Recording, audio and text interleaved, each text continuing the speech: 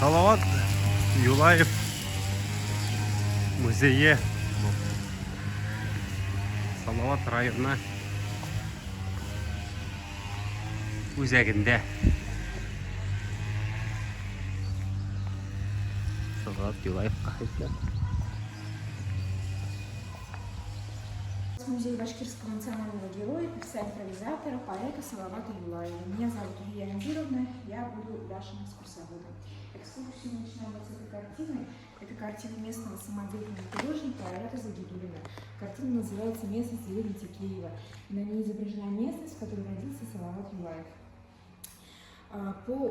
По своим показаниям, Салават Юлаев после подавления крестьянской войны говорил, что является уроженцем деревни Текеева, Шайтан-Кузийской волости, Уфимской провинции, Оренбургской губернии. Сейчас, на данный момент, деревня Текеева не существует. Она была сожжена в 1775 году после подавления крестьянской войны. Местные жители это место называют Цветочная поляна и находится на 16 километрах от села Малая. Около 12 домов. Салават Юлаев часто бывал в этой деревне. И деревня также была сожжена во время подавления крестьянской войны.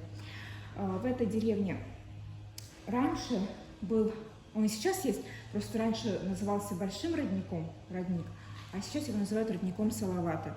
И по местным легендам и преданиям, вода в этом роднике обладает целебной силой, она дала силу и Салавату Юлаеву. В Салаватском районе очень много мест, названных именем Салавата.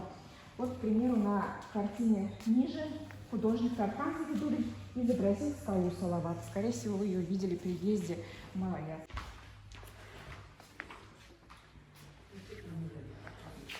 Пойдемте, пожалуйста, сюда.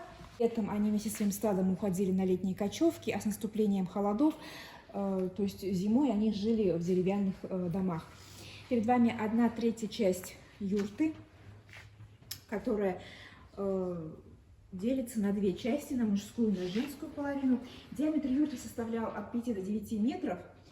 И это вот занавеска, называется шаршау, она делила юрту на женскую и на мужскую половину. На мужской половине встречали гостей, на женской половине хранили посуду, готовили еду, нянчили детей. Сидели, спали, ели башкиры на полу, пол был очень теплый, застилался коврами и паласами из овечьей шерсти. Во время приема пищи застилали вот такую вот скатерть, которая называется ашьяулык. Посуда у башкир была в основном деревянная, глиняная и берестяная. Также встречались вот такие вот виды посуды, они из кожи либо лошади, либо барана. Называется ботлок. Вдоль стен стояли ученого, энциклопедиста Петра Ивановича Рычкова. На этой карте изображен Башкортостан XVIII века. Башкортостан в XVIII веке был намного больше территориально, чем сейчас. В его состав входили части Свердловской, Оренбургской, Челябинской областей, Татарстана. И также Башкортостан в XVIII веке делился на 4 дороги. Это на Ногайскую, Казанскую, Осинскую и Сибирскую. Мы сейчас с вами находимся на территории бывшей Сибирской дороги.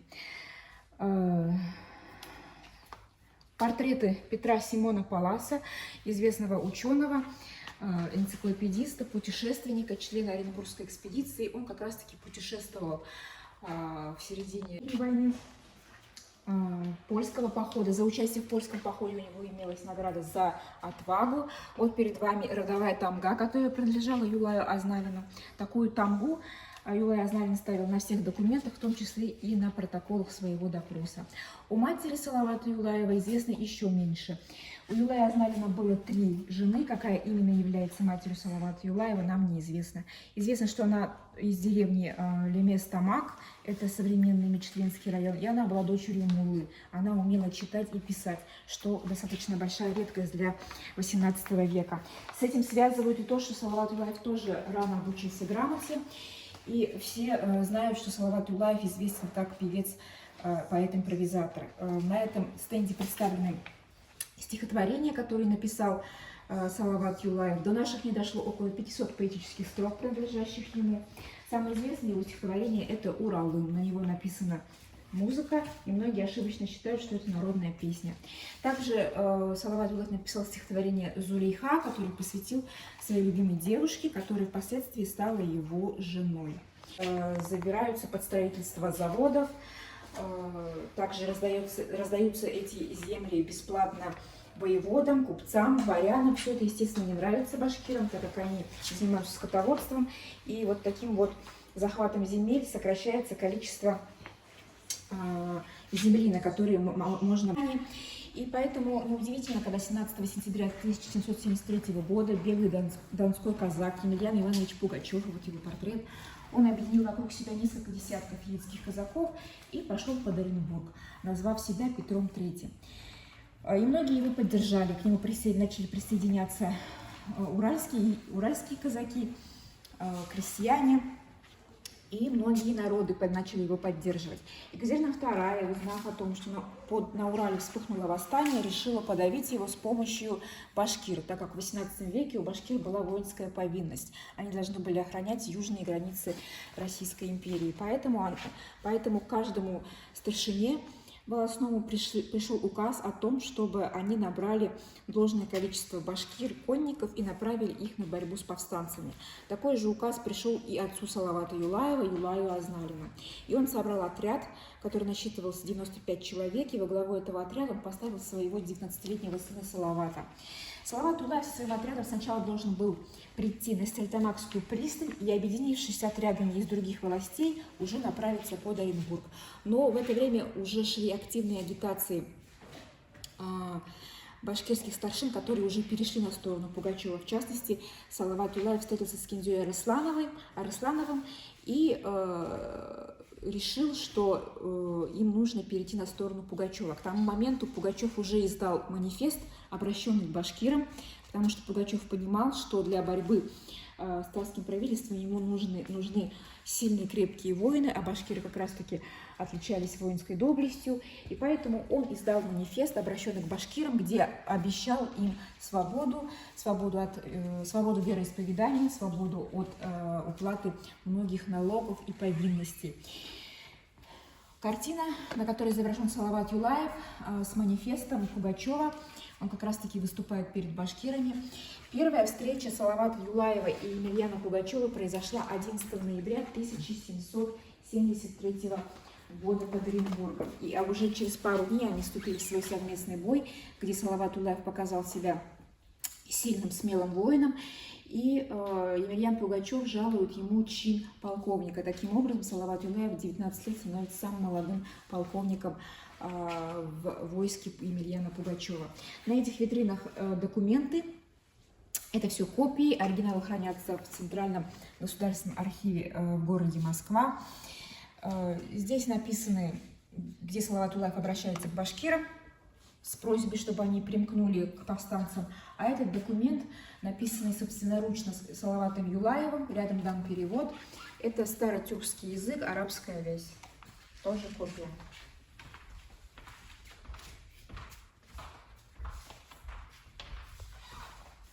Крестьянского восстания. Как я уже говорила, Пугачева поддержали многие народы и различные слои населения. Перед вами восковые фигуры заводского рабочего, казака. В центре стоит фигура воина-башкира. Все они шли под одним знаменем. Вот знамя Пугачевской армии. Что оно означает, неизвестно. Это тоже копия. Оригинал хранится в Государственном музее в Москве. Также они шли каждый со своим оружием, у кого были дубинки, колья, пики. У башкир, конечно же, главное оружие – это лук и стрелы.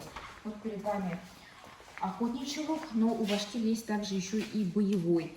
Но боевого у нас, к сожалению, нету. Основное различие – это в размере. Боевой лук чуть короче, около метра длиной и более изогнут для дальности поражения. И боевой лук всегда делался из двух пород дерева, из березы и ели, а охотничий был из одной породы дерева. Хранился вот в таком вот кожаном налучье, и также стрелы от 16 до 25 штук, они хранились вот в таком вот колчане. Также богатые зажиточные башкиры могли себе позволить купить ружья и пистолеты. Вот в витрине представлены кремниевое ружье и пистолет. Приклады были у них деревянные, поэтому не сохранились. Вот так башкиры выглядели в XVIII веке. Их невозможно представить без их боев. 1774 года на территории современного Кегинского района. К этому моменту войска Пугачева были разбиты, они потеряли много людей. И Салават Юлаев примкнул ему и примкнул к его войску и привел за собой более 3000 конников башкир.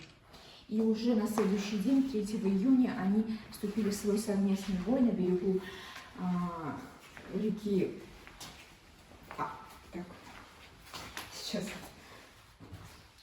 У реки Ай, около деревни Кигеда, современный Хигинский район. Войска Пугачева встретились с отрядом корпуса генерала Ивана Михельсона. Численное превосходство, конечно, было на стороне царского правительства, но тем не менее пугачевцы смогли дать отпор. И Михельсон в своем рапорте от Екатерине II докладывал, что на протяжении 3 часов шла великая пушечная и ружейная пальба.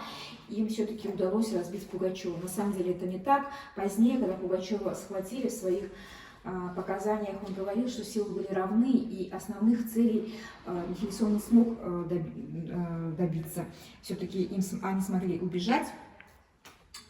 Предводители Пугачевского восстания сам башкира особенно ужесточила, так как крестьянская война уже длится год. Ее, естественно, это беспокоит. И поэтому она начала вести активную жесткую политику по отношению к мирному населению, к мирным башкирам.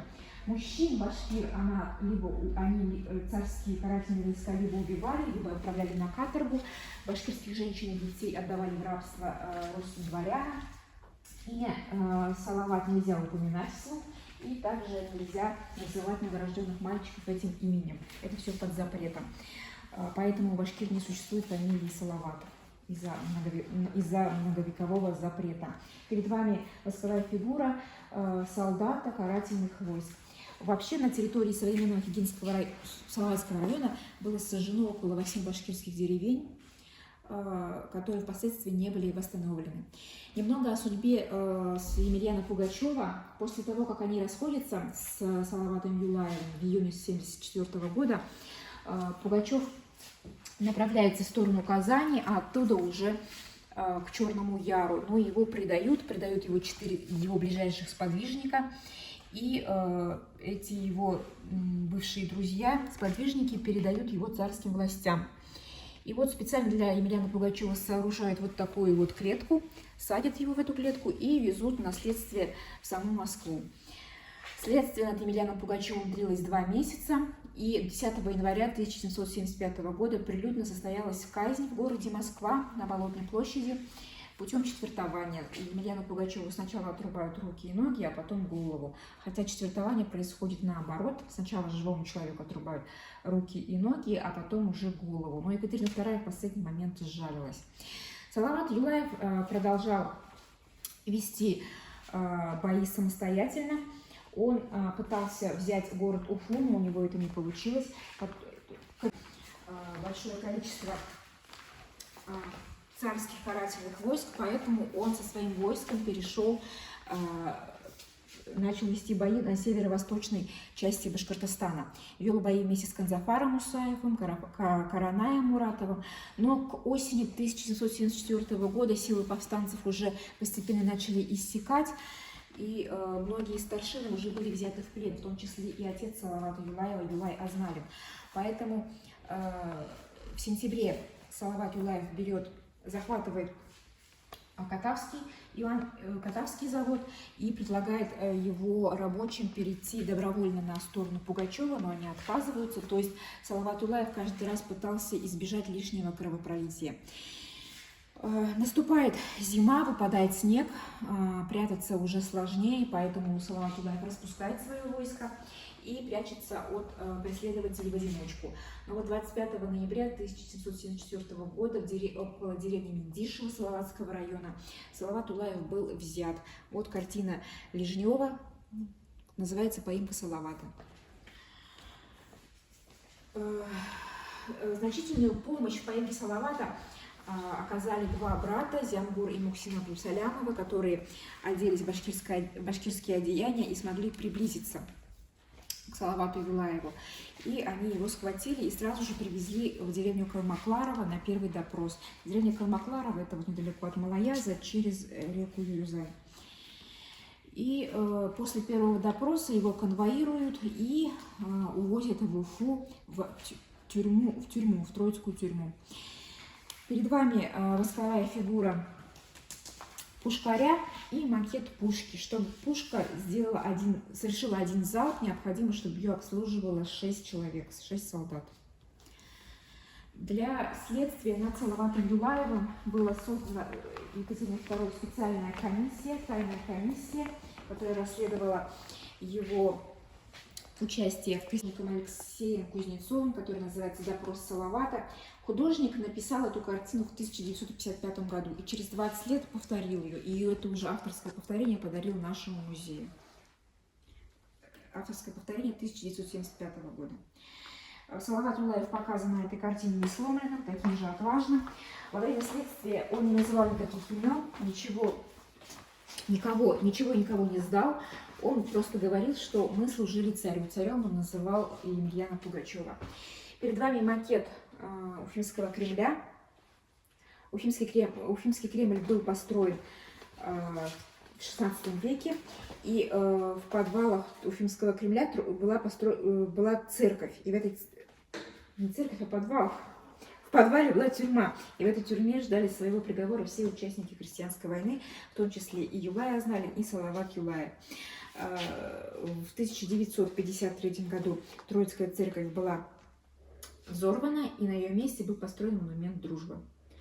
Сидя в этой тюрьме, Салават Юлаев пытался передать письмо своим родным и близким, чтобы они позаботились о его женах и детях. Но, к сожалению, это письмо перехватили, и нам ничего не известно о судьбе его потомков.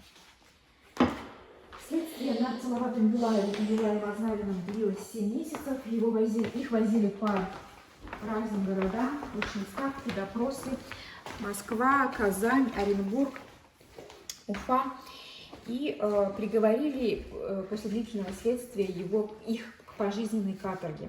Местом каторги выбрали Балтийский порт, крепость Рогервик. Почему именно это место? Потому что со времен Петра I в этом месте хотели построить порт, и нужна была дешевая рабочая сила. И каторжане как раз-таки для этого очень подходили. И к тому же это очень далеко от Башкортостана, совершенно другая культура, язык, религия, и поэтому, по мнению Екатерины II, это должно было психологически надломить Салавата Юлаева и Юлая Азналина. Перед тем, как отправить на каторгу, была совершена опись их внешности, вот вы можете ее зачитать. Самое интересное – это возраст. Юлаю Азналину было 46 лет на момент приговора, его сыну Салавату Юлаеву 21 год. И также они получили каждый по 175 ударов плетьми, им вырвали ноздри, и орудиями холодного оклеймения вот они выбили указные знаки на щеках и на лбу. Буквы «З» – злодей, «Б» – бунтовщик и изменник. Салават Юлаев пробыл на каторге 25 лет и умер 26 сентября 1800 года в возрасте 46 лет. К сожалению, нам неизвестно точного места его захоронения, потому что каторжан хоронили как попало и где попало. В архивах эстонского города Тарту найдена запись, майора Дитмара, который докладывает своему начальству: 26 числа сего месяца умер политический каторжанин Салават Юлаев, о чем честь имею донести. Когда умер его отец, Юлай Азналин, такой точной записи у нас не имеется, но, скорее всего, это 1798 год. Связан с Салаватом Юлаевым. Когда Салавата Юлаева схватили и отправили на каторгу, вся Башкирия плакали как отдельный человек, так и с семьями, и целыми деревнями, и плакать уходили в горы. И их слезы, горячие, чистые, падали на землю и превращались в хрусталь. И поэтому в горах хрусталя много, потому что вся Башкирия плакала о своем герое. Перед вами как христианская война, то есть нельзя вспоминать всех участников христианской войны: Пугачева, Салавата Юлаева. И поэтому первое упоминание о Салавате Юлаеве мы встречаем в Германии, в городе Галле в 1794 году. Выходит исторический вестник, и в нем публикуется работа русского историка Миллера о крестьянской войне, и предводителя его Емельяне Пугачеве. И вот в этом историческом вестнике первое упоминание о Салавате Юлаеве и о его значении в крестьянской войне. Также деятельностью Салавата Юлаева занимались такие ученые, как Нефедов, Лосиевский, Игнатьев. В художественной литературе это, конечно же, самый известный роман о Салавате Юлаеве Степана Злобина «Салават Юлаев». Вот Степан Злобин за работу над романом. Поэтому